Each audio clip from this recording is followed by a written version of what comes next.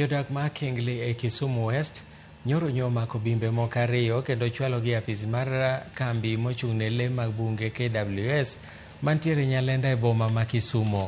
Mana kaka lipota maro ma Kisumu Millicent Adhiambo leronwa, midhiero mar bimbe en gino mosebedo otimo limtidi e gwenge ma Kingli ka lego osebedo ka monjo puothegi e kinde ka kinde kendo ketho cham, gino mosemiyo keyo margi odok piny.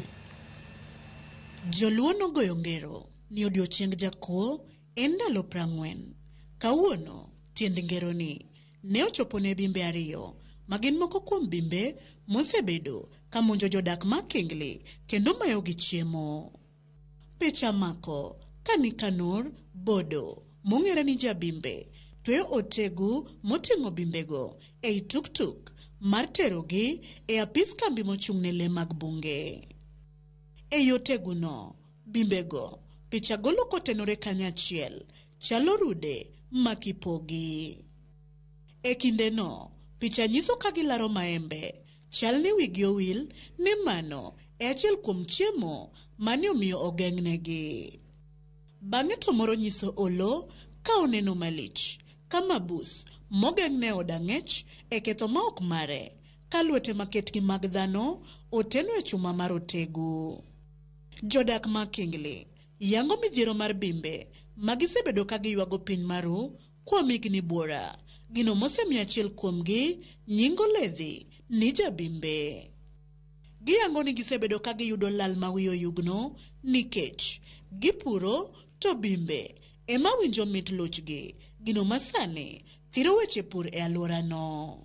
Kingli bimbe chandowa kabisa, chandowa okwa pur to kwa biole to bimbo tiyo kubando tete wan kech. Tasebedo ka onge gimora mora man nyalo yude season mar upon gi chiri. Ta nono.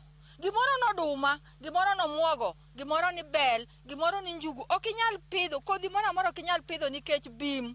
Ewi mano, jodak go koni bimbe omiyo kata tijegi mapile gitegore godo nikech nyaka girit bimbe seche duto. Ok wanyal kata dhi e tijewa monyalo weyo dala mondo dong' nono nikech kiwuok tido ka rabolo nyaka manumu, maembe oyuk te irume yath.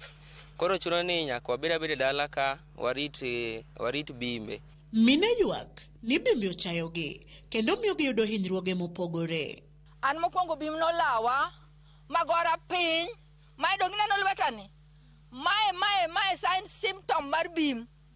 Lweta mineno ni sign symptom mar bim. Nalaw bim na weni berbere. To bim no wichiro duogo koda, ma bim oduogo ira na ringo.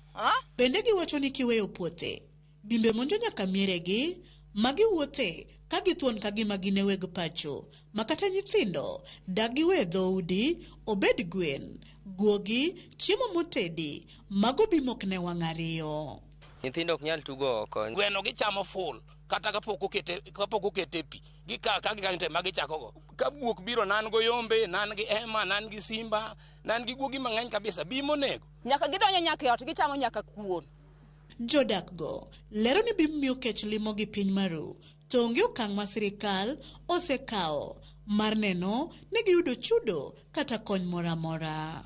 To waseywage kuom kinde mang'eny, onge MCA mosewuok piny matiyo kata mbunge kata governor kata mana senate mobiro mondo winje. To joma nigi affection mar baboons all along wanyalo timo gi nang'o, onge kaka gisebiro.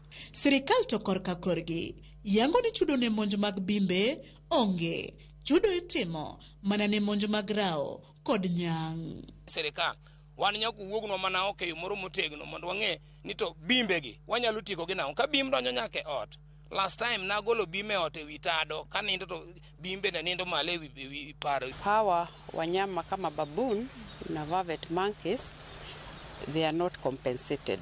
So ni vyema wawe wanatuambia mapema kabla hawajafanya any destruction. Jodago koro kwayo mondo sirikal okaw okang' mapiyo kendo malong'o mar resogi e lwet bimbe magikoni oromo korgi mondo giyud konyruok mochwere, ngima gi odoge wang'e, ginyal keyo, giwinj ber luchgi. Gibi gikawe bimbe gi eki mondo kata ka nitie kama inyalo dhi kan gie, to kan gi mondo wabed gi kwe mondo higa mar 2026 ni wakome gimoro wawuoge kata gi gimoro. Haya. Millicent Adhiambo, Ramogi TV, Akingli, Kisumu County.